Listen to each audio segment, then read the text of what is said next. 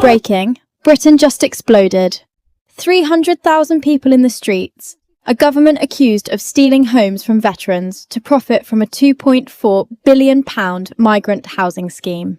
And tonight, the Prime Minister can't leave Parliament without police protection. This is the story they tried to bury. If you want the truth they don't want you to see, hit subscribe right now, because what I'm about to show you will change how you see everything. This isn't speculation, this isn't theory. This is documented proof of corruption at the highest levels of British government. It started quietly in 2023. The Home Office launched an emergency migrant housing plan. Sounds good, right? Compassion. Help for those in need. A humanitarian response to a crisis. But look closer. 5 construction firms got the contracts. All 5? Major donors to Keir Starmer's 2024 campaign.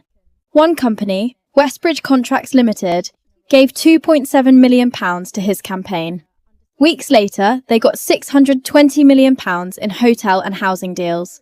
The total programme? £2.4 billion. And it's now under criminal investigation. But here's where it gets dark. Really dark. The contracts weren't just awarded to donors. They were written specifically for them. Leaked documents show Westbridge executives helped draft the tender requirements. Requirements that only their company could meet. Clauses buried in 400-page documents guaranteed profit margins of up to 40%. No competitive bidding. No oversight committees. Just handshakes and bank transfers.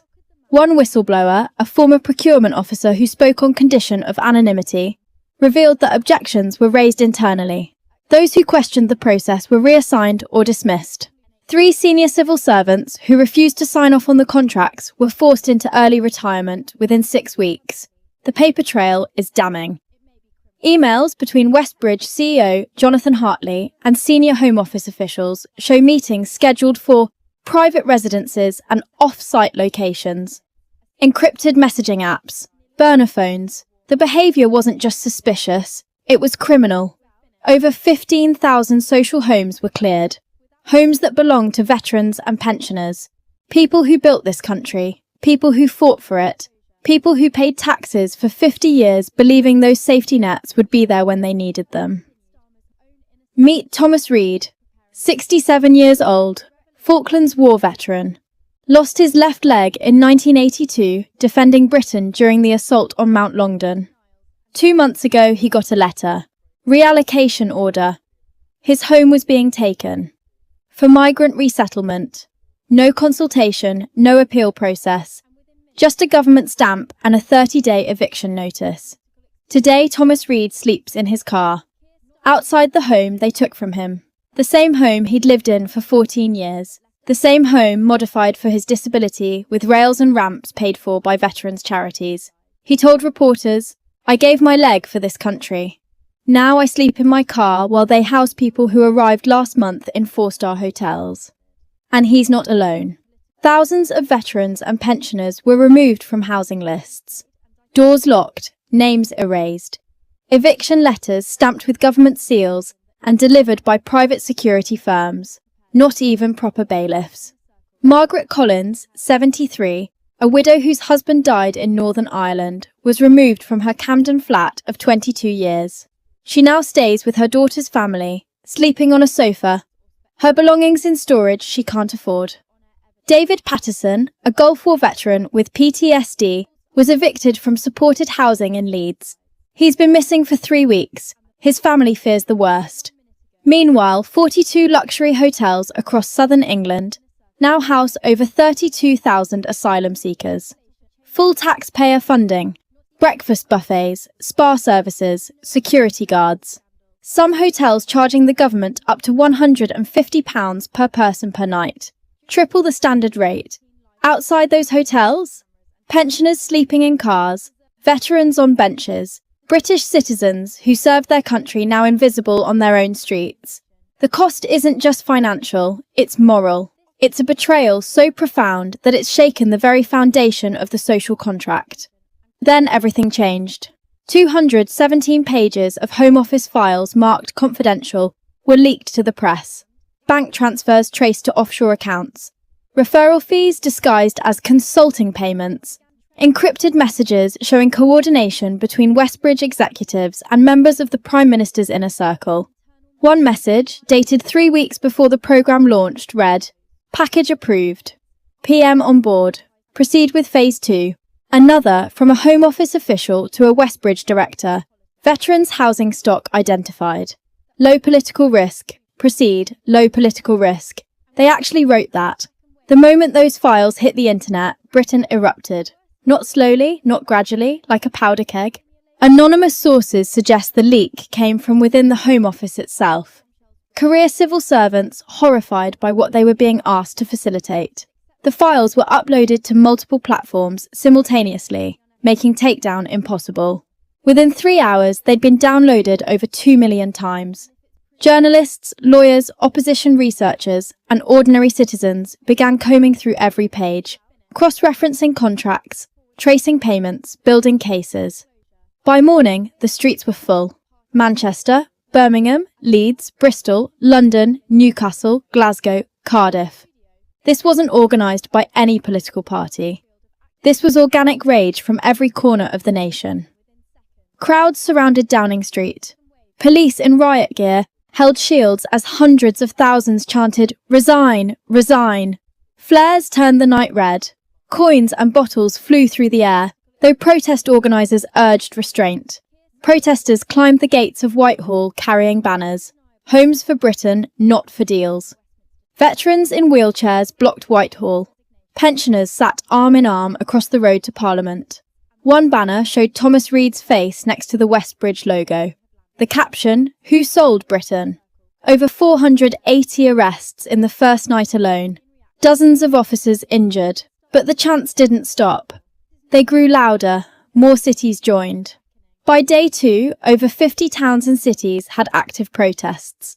Inside number 10, staff pulled the blinds as the walls shook from the noise outside. Security was tripled. The Prime Minister cancelled all public appearances. This wasn't political theatre. This was a constitutional crisis unfolding in real time. And then the government did something shocking. Something that confirmed every suspicion. Late that night, the Home Office issued an internal order. Delete all files linked to Westbridge. Scrub communications, remove email threads, erase server logs. At 2 a.m, over 11,000 government records were erased in 4 minutes. A whistleblower IT administrator captured the screen logs before they disappeared, uploading them to secure servers abroad. Digital forensics experts confirmed the deletion came from inside Downing Street, from terminals with the highest security clearance. This wasn't a rogue staffer. This was coordinated destruction of evidence. The Prime Minister's office blamed foreign interference. Russia was mentioned. China, the usual suspects, but the evidence says otherwise. The commands came from authenticated government accounts. The timing, immediately after the leak went viral, was too convenient. Opposition MPs demanded an emergency investigation. Starmer's allies blocked it in committee, citing national security concerns and ongoing intelligence operations. Translation: panic, pure panic. A leaked text from a senior advisor to a cabinet member read, "If we go down, we take the Home Office with us." Scorched earth. Another message. Destroy everything. Legal can't defend what doesn't exist. The cover-up was worse than the crime, and everyone could see it. Within 48 hours, emergency orders gave police expanded powers. Curfews in London, Leeds, Birmingham. Social media posts about Downing Street were flagged as potential unrest. Some accounts were suspended without explanation. Police raided homes of protest organisers before dawn. Dozens of veterans were arrested under the Public Order Act for conspiracy to cause public disorder, including Thomas Reid. 3 officers dragged the one-legged Falklands veteran from his car at 5 a.m. on live television. News helicopters captured everything. Him pleading, officers shouting. The indignity of it broadcast to millions.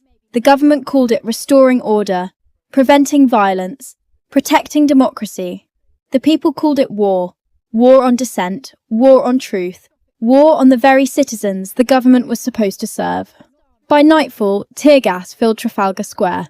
Drone footage showed police lines collapsing under the sheer weight of bodies. The flag over Parliament hung in smoke, barely visible.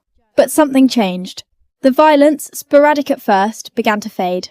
Not because of police tactics, because veterans at the front of crowds urged calm. "Don't give them an excuse," one shouted through a megaphone. "Our weapon is truth. Stay peaceful, stay strong."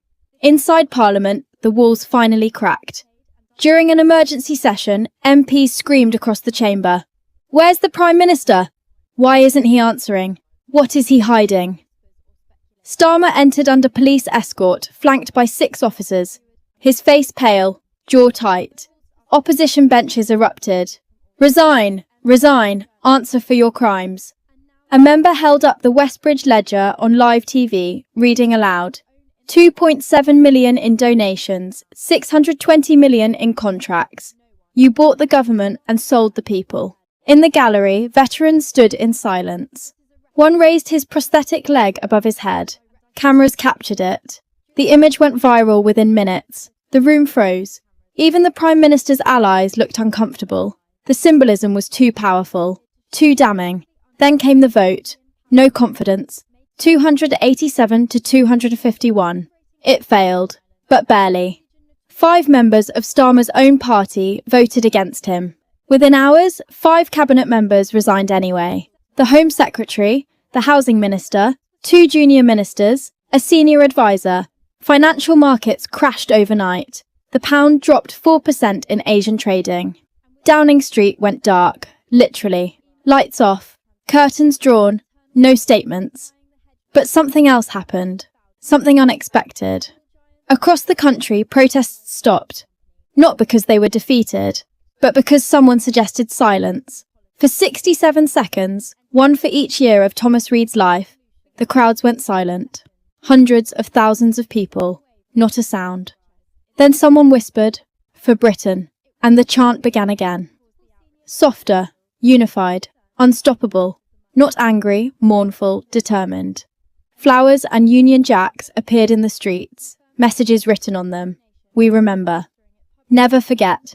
Britain first. It wasn't about party politics anymore. It wasn't left versus right. It was about survival, about memory, about the soul of a nation, about whether Britain stands for anything beyond profit margins and backroom deals. Vigils were held outside veterans' hospitals. Pensioners were invited into strangers' homes. Fundraisers for displaced veterans raised millions in 48 hours.